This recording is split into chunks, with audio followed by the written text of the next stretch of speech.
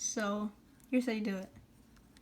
First you do right, left, U. Yeah, you go that way.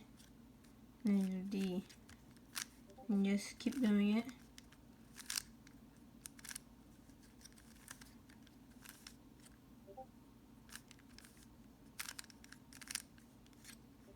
And then you'll get the pattern. There's a line. Wait, what the heck? Okay, well I got 2 lines. And a little weird pattern. Okay, anyway. And you can do that, and you can get this shape right here. It's pretty cool. Comment down below like any patterns that you found that you can do. See you next time.